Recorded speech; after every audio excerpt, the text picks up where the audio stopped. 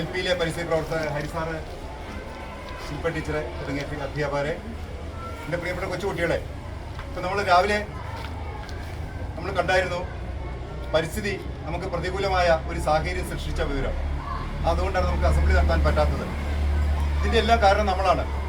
ഇപ്പം നമ്മളിൽ കൂടി മാത്രമേ ഈ മാറ്റം പ്രകൃതി നമുക്ക് അനുകൂലമാക്കി മാറ്റാൻ നമ്മൾ കൂടി മാത്രമേ, കൊച്ചുകുട്ടികളായി നിങ്ങൾ കൂടി മാത്രമേ പറ്റുള്ളൂ.